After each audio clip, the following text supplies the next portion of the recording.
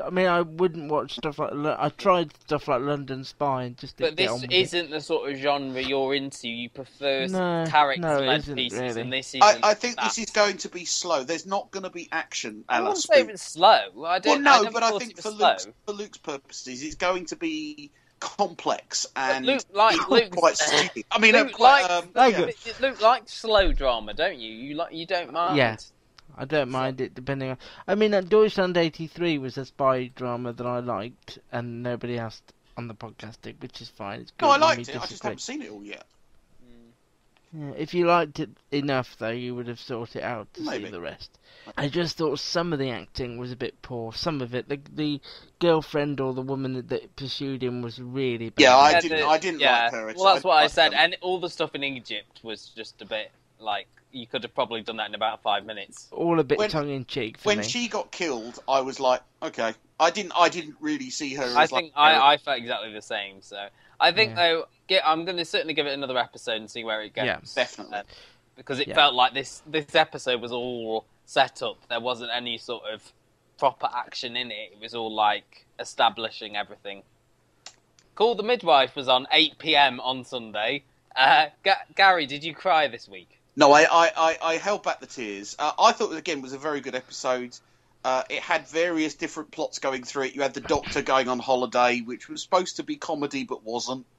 It was a little bit dull. But I think the rest of the storylines, the Attacker storyline, I think particularly was strong. Yeah, I think the actor, I can't remember, I think Bryony Hannah is the actress's name. And she was excellent as Sister Mary Cynthia, who got attacked... while she was sort of deep in prayer, I think the other character that shone was the older nun as well. You know, sort of Judy involved. Yeah, I can't remember. Offit.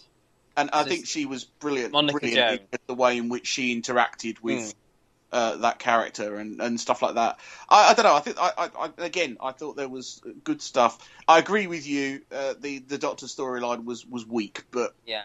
And I also grimaced with that storyline where there was the mother who didn't want people to know that her daughter was pregnant, and she pulled too hard on the old cord and dislodged the womb, and that whoa, yeah, I think that made me grimace. I think that again they've done that in previous episodes. That whole idea of like there was in the 1960s, where there was that shame of you had to have been born into a model family. You can't have children out of wedlock. You can't, and I think it is such in stark contrast to how it is now that I think it's worth them showing it again and again. Happy Valley, Luke. Let's talk about that. That's on 9 p.m. on Tuesday. Having finished this one halfway through the second series, this one was a slower pace, I think, personally. Yeah. But it was the funniest of the three. There was some genuinely... My favourite bit... I think I know what you're going to say. Go on. Were the discussion over in the restaurant about the tribute acts. Yes, that's what I was going to say. I love that. And he was all right as well. Have you done, ladies? Yeah, I have. Yeah. What time's Michael Jackson coming on then? Oh, any time now. Sorry, have you been waiting for him? Thing is, it takes him half an hour to get ready with his makeup and he's psyching himself up. Is he any good? He's... But we had Robbie Williams here 2 weeks ago and he went all right. Oh, and then we've got Elvis back again week after next. Did you see Elvis last time? Because we did have him here, 6 months back. And he's not bad either. Again, she has this, Sally Wainwright who writes it, has this great way of just moving the story along. But not, I mean, there's so much going on. The only thing, and I mentioned this to you before you watched this episode, was that it feels now like they're just keeping James Norton on because he's a big star. And I think if they'd have finished Tommy Lee Royce's story with his mum's funeral and not had this Shirley Henderson character, I don't think it would affect anything. I just think it just feels a bit like... I wouldn't want to second guess Sally Wainwright. No, but the only way it's going to... Yeah. Do you know what I mean? The only way, and the only way it's going to go is she's going to kidnap the little boy, or... And that happened in the first series. Yeah, he got kidnapped in the first series. And I really struggle to understand her. I have to have the telly up so loud when she's on. She speaks like this all the time. But yeah, that was almost too good. I surprised myself. I think it's still brilliant. It made us all laugh. The little twist that the character played by Julie Hesmond-Hart was also having an affair. But I just really enjoy it. And I love the way that all the characters have something to do.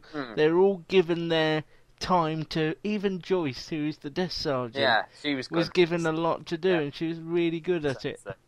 But I also liked the way Kevin Doyle played it this week, because you were initially not a fan of that whole storyline when it began. Now Amelia Bullmore's, I think it was more her than him, because her character's a little over the top, I think. And you just thought it was just always going to be about him being blackmailed and how he was going to get around it. Yeah. And it's now interesting that they know it's her, that there's this dead body, and that he actually sort of maimed her. Yeah, nice. Brilliant. Fresh Meat was back as well. Fourth and final series of the University House sitcom set in Manchester, written by Sam Bain and Jesse Armstrong. We all love this show, I think it's safe to say. This final series obviously is looking at the characters as they're on their sort of final term at uni, trying to sort of decide what they're going to do next in their life. They've got this first episode had JP, who's Jack Whitehall, his brother Timothy arrived. That was great. That makes me laugh. To basically sort his brother out and make him join the family firm, basically. Because all JP wants to do is either work with lions or draw penises, which I think is amazing. And then, I like the fact as well when he said, well, I realise I'll have to build up to lions and start with smaller animals. It's great. Charlotte Ritchie, who's also in Call the Midwife, her character Oregon is student union president and is releasing like a self-help guide, but that was great. Realises that she actually has no power and sacks her assistant, played by Robbie Williams' wife. That's right, yes. She then begins a relationship with Joe Thomas's character Kingsley. You've also got in this Kimberly Nixon's character Josie, who's the only one who's not finishing the term. She's basically upset that everything's coming to an end. The last pancake day, the last new episode of New Tricks. Not knowing at the time that New Tricks had already finished before this series had started. Just so many repeats. So Howard has built a big revision cage, and he is now in the basement, the Fritzl of revision. Where have you been? We've been worried. I've been right here since the Christmas period. No doubt lessen the distractions from revision. I've been getting up at midnight and going to bed at 8 a.m. in the cellar. And I am copyright of the McDonald's Corporation. Loving it. We have a cellar?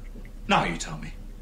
And all this time I've been storing my wine in a rack like some accountant. Who is in a lot of debt. She owes a lot of money, and she's also the RAF are after her for some reason. Why are the RAF after you? I don't know. So she decides to become a drug pusher, or as Sabine only gives her one pill, a drug poker. 150 quid for one pill. What does it do? Go a magic beanstalk back to the fucking Hacienda, 1990? There will be more of that. I'm hardly even a drug pusher with one. You can't push just once. It's not a push, it's a poke. I'm a drug poker. She gives it to Timothy and then learns that the amounts of things in there might not be too good, so... Truth is, I sold your saxophone a dodgy pill and I'm worried he's going to die. What? It's probably fine, but the lab where they came from just had a few darts. Well, what the hell's in it? Oh, yeah, I don't know, this and that. Sabine knocked it up. Sabine? You gave my brother a pill made by Sabine. She's a pharmacologist. If you have hurt this, you could knock a percentile off the GDP. She's cool, Booper. I might need to be copped to the south. Look, calm down. We don't want your blood pressure to spike. This brain is gold. If you have damaged even a single cell of it, I will sue. Come on, mate. It was just an accident. She thought the pill was safe. Bullshit. It did have a windmill. She's an a-hole. All your housemates are a-holes. The pusher, the no-mark, the Welsh alcoholic, Stigger the dump. I don't live in a dump. I revise in a cellar. It'd be more accurate to call me the Fritzl of revision. The pill's safe. How do you know? For sure. I just took one a few hours ago. I feel great. Here's a match.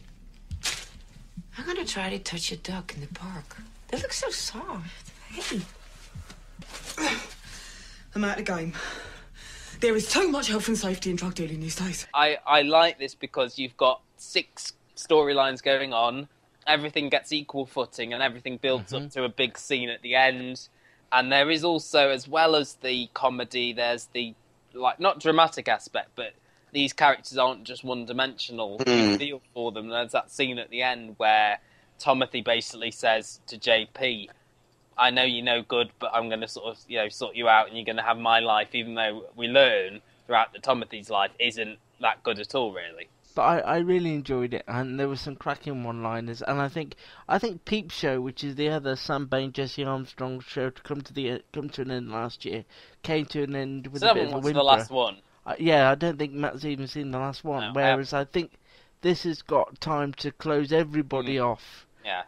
I mean, I don't want to see them all wave goodbye to one another. It's not they said it was really emotional doing the last scene of all of them together, because their last scene that they filmed apparently wasn't the last scene because Charlotte Ritchie left. Yeah, they don't do it that way. No. But they had to do everything with Charlotte Ritchie because I'm assuming she had to leave before the midwife. So they filmed the last scene, as you said, out of sequence. Yeah. So apparently the last scene that they filmed was something where they're all having to sort of rush across a corridor, so they said it's a bit sort of Scooby-Doo-esque, and they were all sort of breaking down while doing this quite sort of silly... My favourite bits, though, still are the ones that where they're all together. I just think that they have such a chemistry, which you saw... And I say, at the screening, you could tell they just sort of bounce off each other so well. When they were watching it, Kimberly Nixon's was resting her head on Zoe Ashton's shoulder throughout the whole thing, and it was just quite sweet, really. Very sweet. Continue watching Fresh Meat. It is on Mondays at 10 on Channel 4. Friday at 10 on Friday at 9 on Channel 4. This is brilliant. He's taken all the notes. It's more of the same, really. People watching telly, there was one new family whose name I completely forgotten. No, I don't remember. But the dad had a mighty beard, and the son had Tourette's, and the mum could do sign language. That's all I've got. But a lot of the sort of favourite couples didn't arrive till later on in the show. Sandy and Sandra and Chris and Stephen weren't in the show until probably about 3/4 of the way through. Steph and Dom again now are sort of special attractions, really. Hardly show up. The Tappers as well. We didn't have the dad who's in hospital at the moment. Yeah. So I think that's the sort of thing that reminds you that it's all done in the week that, because if it wasn't, they could get everybody together. Oh, and I suppose the other big thing was the Gibneys were back with a massive sofa. Massive. I wonder whether they get given a sofa from Neil. The sofa works sloth. I still think this works. I know it's 7 years on, or 7 series on, I should say, but I still like it. I still find it funny. I still find it, engrossing and real. I don't feel like anyone's putting on any airs and graces, apart from Giles and Mary, who are a bit, Were they in this very much? They were in it a tiny bit. Yeah. And I always think they're I don't think anyone really dominated this episode, which is good. No, but if I could get rid of one, I'd get rid of the Michaels. But I do like looking at Alex, so... Yeah, it swings and roundabouts, isn't it, really? The new family as well of the McCormicks. Thank you. Everybody was wondering. There does seem to be still, even after it's won all these awards and all this acclaim that it's got, and everybody... It does seem to be a show that you either love or you just don't watch at all. I know. I was having a conversation with my friends about this, because they said... We were talking about first dates, and I sort of got them into that. They said they still couldn't get on board with Gogglebox. And it did take me a while. If you remember when I started watching, I think you have to watch like 3 or 4 in a go just to get the characters and everything. And, Gary, get their as a TV fan, Gary, why does it not interest you watching a show like this, which is people reviewing? I don't necessarily want to watch other people watching telly. I prefer to watch the telly. Well, Gary's the dad in the new family anyway, so it's fine. I don't understand. There are people that just say no. It's not for me, and I don't understand why they think that. Well, I don't know. I suppose I didn't watch it when it started, so there's always. I didn't. Well, yeah, but there's always one of these things like you feel you need to be there at the ground level because. No, you don't. I think I started watching it series 3 or 4. Yeah. I'm not prepared to give it a go. I'm sorry. Have you told your friends about this podcast? Okay, here we go. No. It's just not my idea of a good time. Tell them now. That's what the people want to hear. This is the Custard TV Podcast. Good to the last drop. From thecustardtv.com. Saturday night, oddly, was the return of Saturday Night Takeaway.